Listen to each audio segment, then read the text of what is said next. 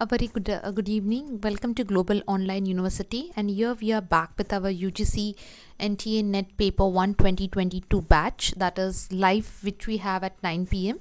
Now, in this particular topic class, we are going to talk about teaching aptitude as the topic, and this is our lecture second on teaching aptitude. You will get all the links in the description box of previous lectures which we have started in the month of Jan 2022.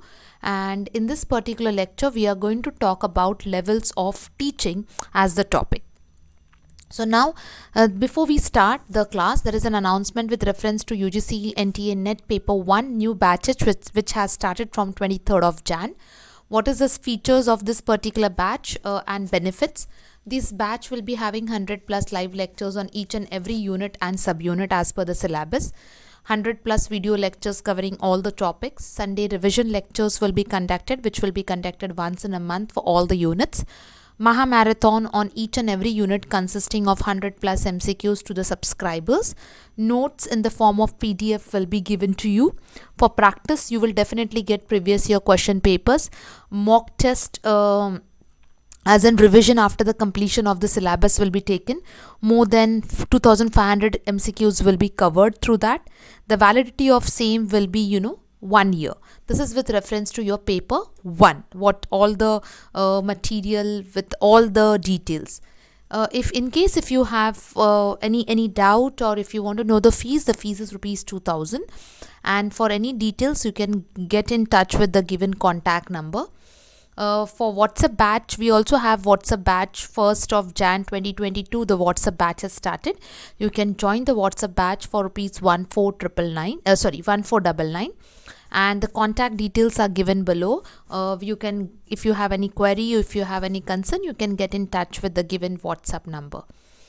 Paper 2, Management, Commerce and Economics papers we have, which will again consist 100 plus video lectures. Each and every unit and subunit will be covered. Maha Marathon will be set on each and every unit consisting of 100 MCQs. Notes, that is booklets in the form of PDF, will be given.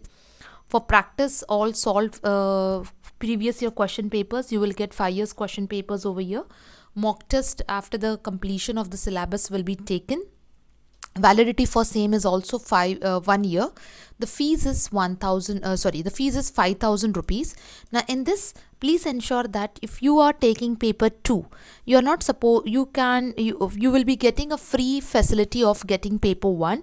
You don't have to pay for paper 1. So if you take paper 2, it will be consisting of paper 2 as well as paper 1.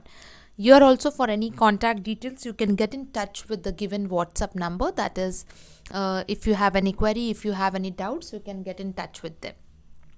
Then, now we know that yesterday we have started with this particular topic. Total questions on this topics were 5. Total marks were 10. So total questions which we have is your 5 questions. So each question will be for 2 marks.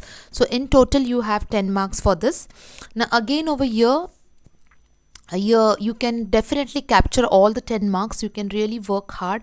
A smart way of learning of this particular unit will help you to give all the questions correctly. So it is very important that you learn them very, very properly. Now let's quickly have a look what we did yesterday. We have already discussed the syllabus in detail yesterday. So I'm just taking the point which we did yesterday. We started with teaching. In teaching, levels of teaching were left. That is what we are going to take the point in detail today, understanding all the aspects of levels of teaching, and then we will go ahead. So let's start the session for the day. So we have levels of teaching in the form of memory level, understanding level, and reflective level. So first of all, who has given this levels? So it's Herbert who has defined memory level, Morrison who has given understanding level, and Hunt who has given reflective level. So when we talk about memory level, it is basically focusing on rote memorization, which is thoughtless, which is in the form of oral and written test. Even essay type of questions can be a part of your memory level. This is experienced with low classes, where the authority and dominance of teacher is more, and that's the reason it is called as teacher-centered method. If you go for understanding level of teaching, Here it is given by Morrison. The mastery of the subjects is done by developing an understanding, which is more of thoughtfulness. Comprehensive essay and objective type of questions are taken over here. Middle classes, it is implemented for middle classes. Permissive role, so here yes, again it is dominated by the teacher, so teacher has an important role to play over here. Reflective level, which is given by Hunt. Here the use of knowledge and research skills is done basically to solve the problems. It is highly thoughtful. Essay type of questions, critical and creative skills is created over here. It is experimented in high classes. It has a democratic role to play, and it is learner centered. So now this much enough information may not be enough. So as we have time, we can go much in detail understanding each and every level of teaching, and because there are some questions which has come into depth for this, even for this particular type of concept also. So let's little bit in detail try to study each level. So let's start with memory level.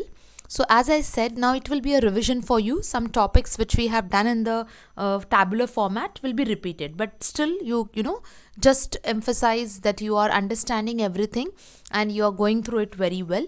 So it is the first and thoughtless level of teaching. It is concerned with memory or mental ability, you can say, which exists in all the human beings. Teaching at memory level is considered to be lowest level. So now out of the three level, which is the lowest level of teaching, that is considered as memory level. So obviously which is the highest level is reflective level. So you can get, this is very simple form of question, but still in order of hierarchy or in match the following you can get. So you have to remember that memory is the lowest level as well as your reflective level is the highest level. Now here the thinking ability does not play any role. So in memory level, thinking does not has any role to play. Students only cram the facts, information, formulas and laws that are taught to them. So that is basically cramming happens over here. They have to do it in the form of rote learning. So here teaching is nothing but learning the subject matter by rote. Either rote, we can tell it as rote learning, or cramming. The role of a teacher is prominent in this particular type of teaching, and that of student is secondary. So please remember, it is the role of teacher is primary and the role of student is secondary over here. The study material is organized and pre-planned. So it is done by the teacher, and the teacher presents the study material in sequential order. So in case, even in the smallest part of the question comes, in which level the study material is in sequential order. So that is in the memory level, the study material is found in sequential order. So it is very, very important that you should know, you have to remember all important aspects of this. Okay. It is one of the first and thoughtless level of teaching, where it is more concerned with memory and mental ability. At the same time, your teaching is, considered at memory level, it is considered as the lowest level.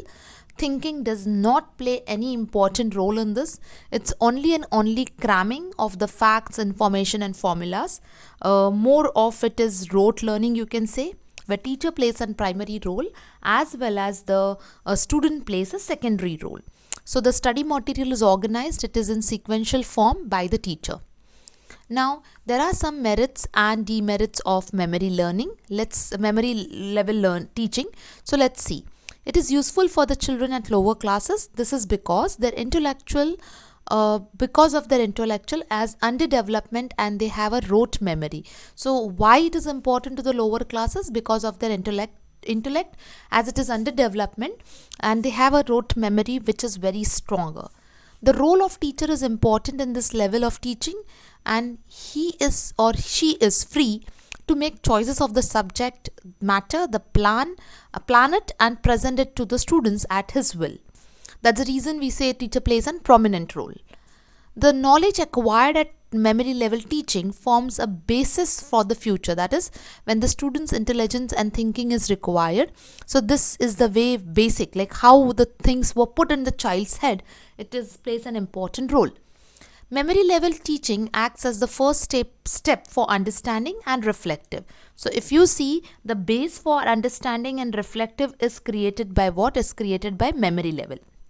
It is a prerequisite for understanding level of teaching. So one of the prerequisite for understanding level is memory level. So these are called as what? These are called as the merits. Now demerits, this does not contribute to the development at all. As we have seen, there is no thinking, happening at all. Since it at this level student learns by rote, the knowledge gain does not prove helpful in real life because there is no understanding. It is just a prerequisite, okay? It does not develop this talent of the students. The pupils are kept in strict discipline and cramming is insisted on this teaching.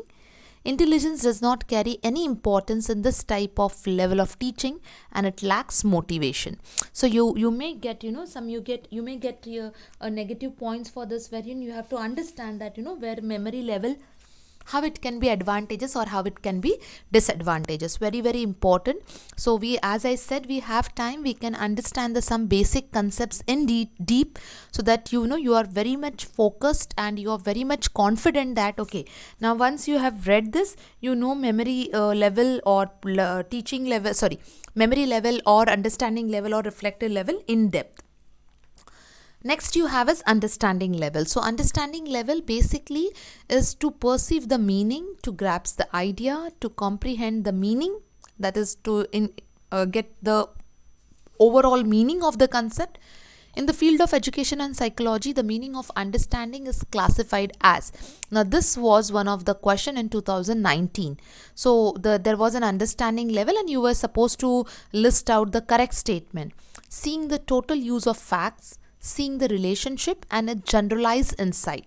So you should remember that in psychology, the meaning of understanding, okay, as teaching is one of the branch of psychology, so the meaning of understanding relates to the use of seeing total use of facts, seeing the relationship and a generalized insight. So the teaching at the understanding level is of higher quality than at memory level. It is more useful and thoughtful from the point of view of mental abilities. Okay, so it is it is very, very important that such type of point of views are more useful in order to have a mental capabilities. At this level of teaching, teacher explains the student the relationship between the principles and the facts and teach them the principles, how it can be applied. So that is taking the student towards what? Taking a students towards the application based knowledge. Memory level teaching memory level teaching barrier is essential to be crossed for this level of teaching. So if you want to come to the understanding level, it is very important that you have to cross the barrier of memory level and come to this. So that's the reason it is said that that is a prerequisite and this is your preparation for your reflective level of teaching. Now next, understanding the merits and demerits of understanding level of teaching. So understanding level of teaching, at this level, students to make use of their thinking abilities, which was completely absent in memory level. Knowledge acquired at this level forms the basic of reflective level of teaching. So here it is basically for what we are preparing for the students. We are preparing for the students for reflective level. Here the teacher presents subject matter before the students in an organized and sequential form, which we have seen in the teaching of memory level also. So in memory level as well as in the understanding level, it is the duty of the teacher to present the subject matter in a sequential and organized form. The new knowledge acquired is related to the previously acquired knowledge. So it is the basis from the previous. So that's the reason we say that memory level is the prerequisite. Here the students do not learn by rote. Here they learn by understanding the facts and information and the use and the purpose. So what will be the demerits of understanding level of teaching? The demerits will be at this level, it is subject centered. There is no interaction between teacher and students at this level.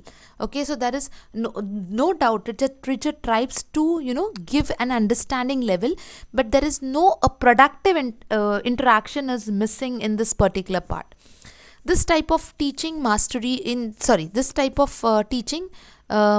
that is, it is emphasized. In this type of teaching, mastery is emphasized, or it is given more importance. Yes, so that was one of the demerits of understanding level. Now going ahead is your reflective level of teaching. Okay, that is your highest level of teaching. So normally, now you should very be clear, there are 3 levels. So it starts with lower level, that is memory, and it reaches to higher level, that is reflective level. So reflective level of teaching is considered to be one of the highest level at which teaching is carried out. It is highly thoughtful as well as useful.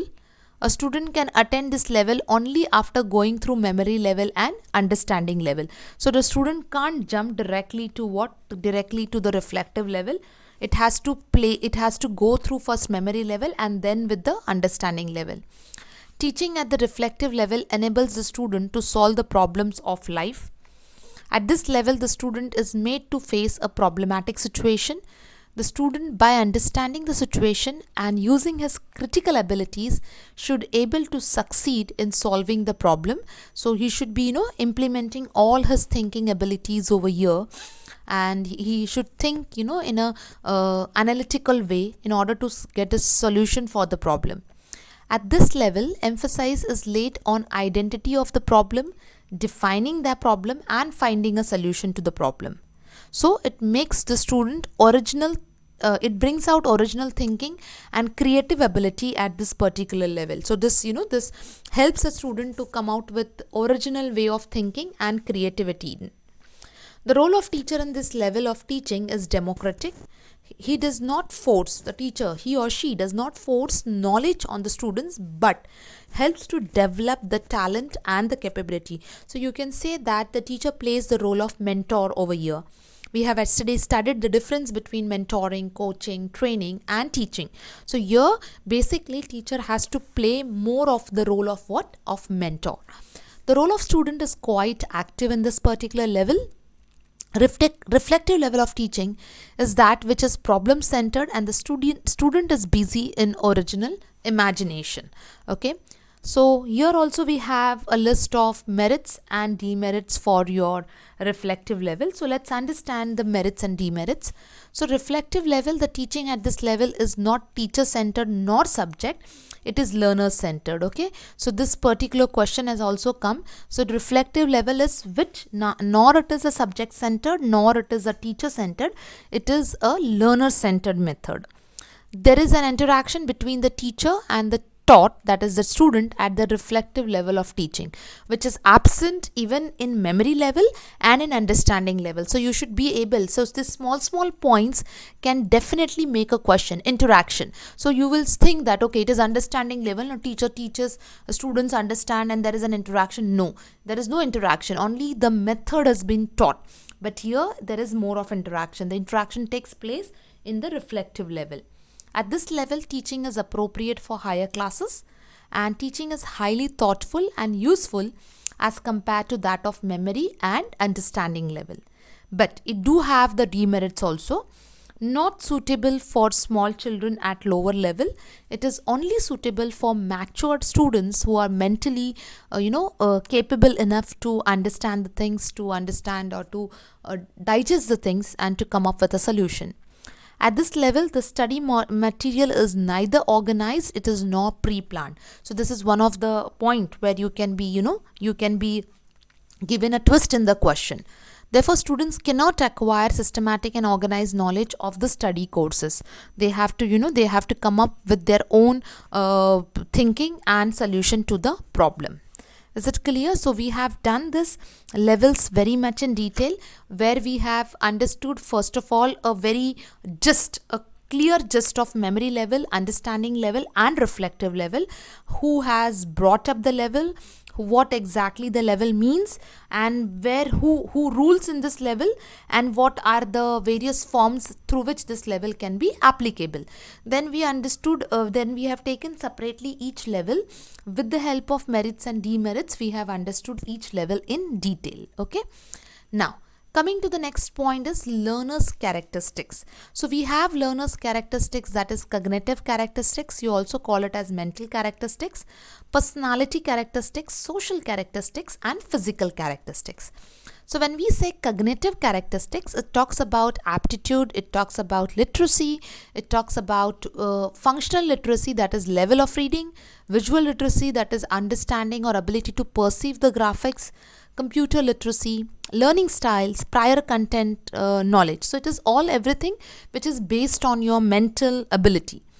When we say personality characteristics, it goes with motivation in to learn in the environment, to adopt the environment and to learn, interest level, attitude towards the content, towards the learning, towards the technology, or self-esteem, anxiety, beliefs, locus of control, that is a controlling power, okay, controlling power, which is one of the attribute of personality characteristics. Now coming to social characteristics, it talks about collaboration, it talks about tendencies to cooperate, relationship with the peers, socioeconomic status, attitudes towards authority, career, and educational level. Coming to physical characteristics, it is some physical. So we know it is visual, auditory, tactical, fatigue, age, sex, or gender, you can say. So this particular question, I mean to say how these questions were seen till date, how these questions on this topic are seen. They are seen in the form of, you will be given the characteristics and you will be told to recognize which characteristics are there. So if they are giving you the characteristics of socio-economic status and they say that pick up, is it a physical characteristic? So you should know it is an odd man out for physical characteristics. When we talk about the learning styles, so it's basically with reference to cognitive, not with personality. When we talk about the anxiety level or a self-esteem, it is more of personality and not of social characteristics. So you should be able to differentiate between cognitive characteristics, that is the mental ability, between personality characteristics, that is your with reference to your personality, okay, I mean to say personality in the sense your attitudes, your self-esteem, your belief system, your interest level. When we say social characteristics, it talks about more about your peers, collaboration, status, authority, socioeconomic status, level of education, and physical characteristics, that indicates your physical ability. So you can definitely there are questions seen on this also. You should be able to do it very well. So you should be able to understand this concept.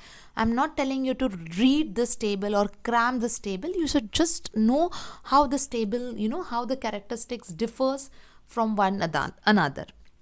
Okay, now forms of education. Now there was once a question seen on this topic also, so I thought let's wind up. It's a very small topic. So forms of education are divided into three parts, that is formal, informal, and non-formal. So when we talk about formal education, it is like the education which is provided in the schools, colleges, and universities, where we have a fixed curriculum, where we have a fixed syllabus, where we have a dedicated fixed timings, where you are supposed to reach on time, where you are supposed to sit in the physical classroom and get the lessons learned or done.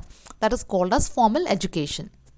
Informal education is the one which automatically occurs with the help of family, with the help of friends, and with the help of society, where they inculcate best form of values in a student or in a learner.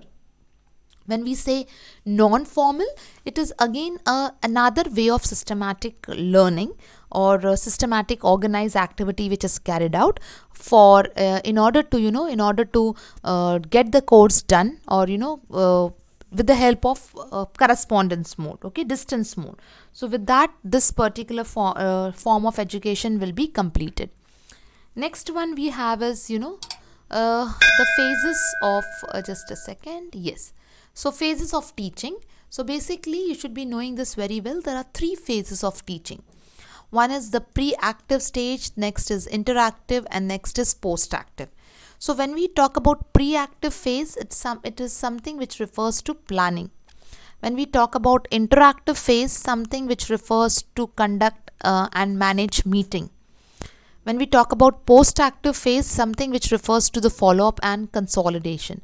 So it goes in an order, it goes in a sequence. Pre-active, where planning of the teaching is done, what is to be taught, what are the objectives of the lesson, what type of teaching material will be need to be assembled.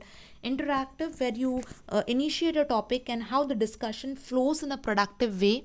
That is very, very important, with a pinter of silence in the class, because management of the class is also important. Post-active phase is that which needs a follow-up. So like, for example, whether the students are able to recall the content which is taught, whether the students are able to get, the things done that needs to be done very well. We have a topic, small topic, that is individual differences. Now individual differences refers to two type of differences, wherein one can be inherited or it can be acquired. So when we say inherited, it can be in the form of physical, mental or temperamental characteristics. Okay, but when we say it is acquired, it can be with the help of society, that is social, with the help of culture, that is cultural, with the help of education, that is educational, and with the help of emotions, that is emotional. So it is important for the teachers to know that differences in an individual occur not only with physical characteristics but also with intelligence, perception, gender, ability, learning styles, and an effective and productive learning teaching process can be planned, so that by considering these differences.